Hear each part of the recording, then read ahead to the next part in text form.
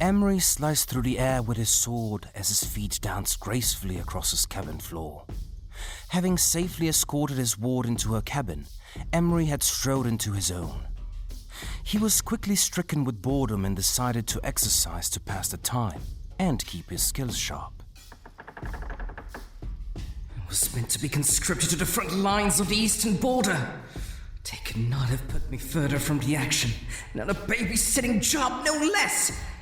I did not train my entire life just to sail away from the danger.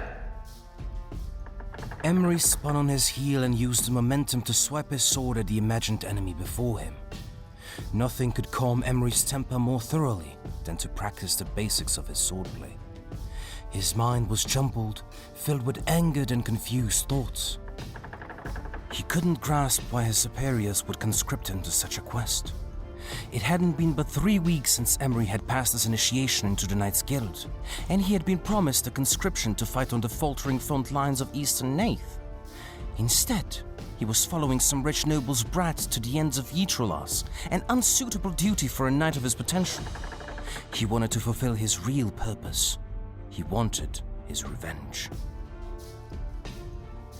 Oh, think, Emeri, think! What could have happened to change their minds? Does the Lady Narama truly hold such sway within the Knights Guild that she could have chosen a particular knight to guard over her niece? Or had she simply requested a knight to play bodyguard, and I was the unlucky soul chosen to fill the role? Oh, surely if the world-renowned Marked had the ability to choose her niece's guardian, she would have chosen someone more qualified and experienced than me. Complicating Emeri's celebration was the sense of guilt that he felt over his anger. He understood that it was his duty to follow his orders, regardless of his feelings on the matter.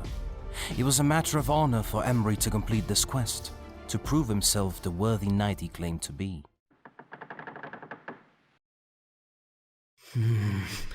Perhaps the Knight Commander wanted proof of my ability before sending me off to battle the Bokanite.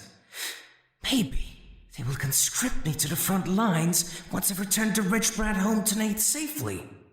It was then that Emeri found his thoughts pirouetting onto the subject of his quest, the Lady Rila De'Cirin of Athom.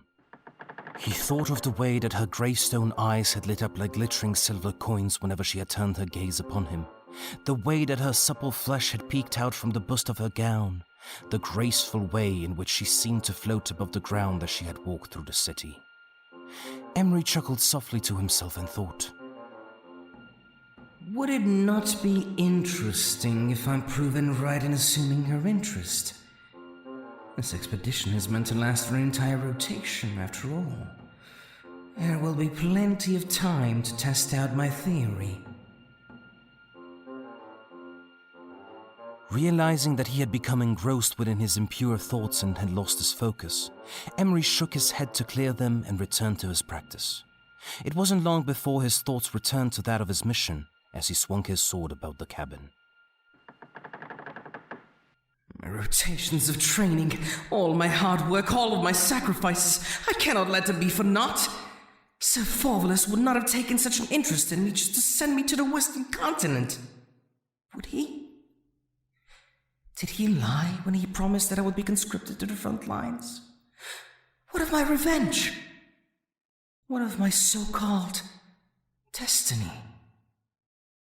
Again, Emeri shook his head to clear it of such thoughts. He refused to believe that Sir Forvalus would ever lie to him, and a temple mother was the last person that he would expect to hear spouting falsehoods. Emeri sighed in frustration and dropped onto the floor. He pressed his back against the wall that his room shared with Rila's and leaned his head against the cool wood. He was able to note that her room was silent, a good sign that all was well with his ward for the moment. His eyes affixed themselves onto a knot in the floor as he silently allowed his ponderings to overtake his mind, while being mindful to stay alert for the sounds of distress from the room next door.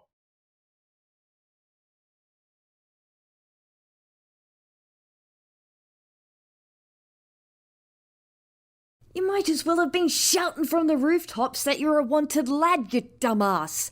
Telegraph much? The irritated moron asked him with a mocking expression gracing her features.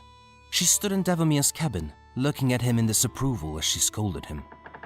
Davomir stood silently with his head held high, allowing Pethara to chastise him. If I had not known before today, I would have figured it out by the time we reached the bloody ship. I find it difficult to believe even that nitwit niece of Lady Naroma's did not pick up on it. When did you become such a jittery mess, Davomir? I am sorry, all right. For the last time, I said I'm sorry. I've not been this close to the capital since, well... Yeah, just keep that testosterone-fueled paranoia under wraps from now on, lest you get us both into trouble. I highly doubt you need to worry about the Knights Guild on the Western continent anyways. So take a deep breath and relax already. You've been shaking like a pair of brothel titties all day. Davomir took Pethara's advice and filled his lungs with the musty sea air of his cabin. She was right, and he knew it. They were leaving the kingdom of Nath behind them, and all his troubles with the Knights Guild would be left behind with it. Davomir slowly let his breath out and asked, I thought you told me that you were coming here to study with a highly respected Trossum researcher. I did not expect to board the ship to the Western continent, nor did I expect her. Davomir could feel his stress begin to melt away with the view of Nath's kingdom on the horizon. Well, that makes two of us then. My intentions were to study under Lady Naroma de Laslan, the headmistress of research for the Trossum libraries and one of your kingdom's most highly respected scholars. She also happens to be the world's leading expert on human and Bollard history. But most importantly, she is one of the few humans to survive the magic of the island's barrier. It was that last part which truly drew Pethara's interest to this marked.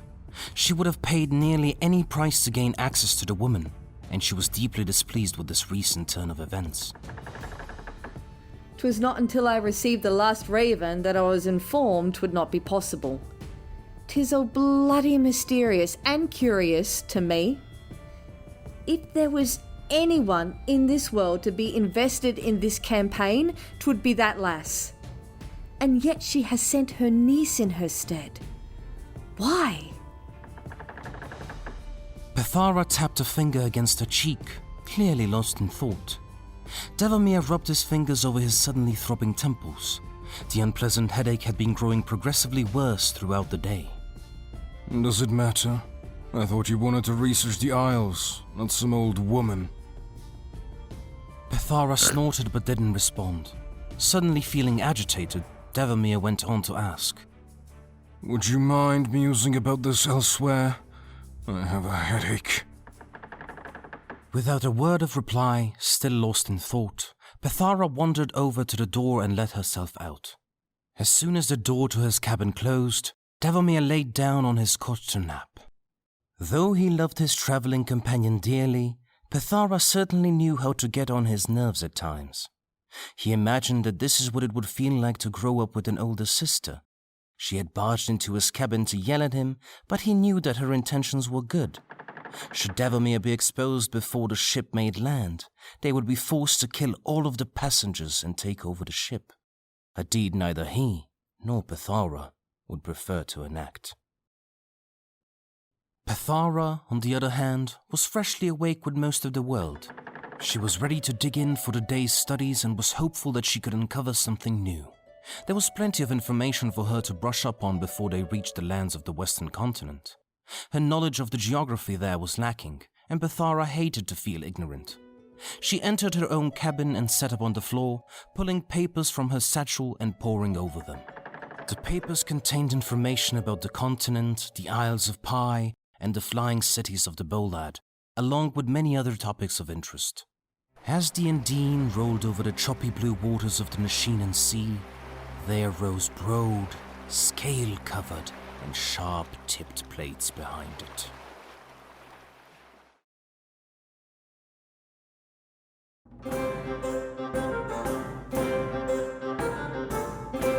No! I see there is a new human observing our journey through the looking glass. Perchance you plan on pawing the like button? That's right. Now paw at the subscribe button too. Ow. That's a good human. Smart human. Would the human like an extra treat today?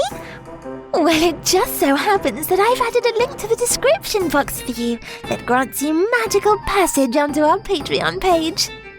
There you can join our fight against the evil forces of Bakken, and you shall gain access to our Patreon-only videos and content. Now, shoo, human, go away. I have bigger fish to fry. Shoo!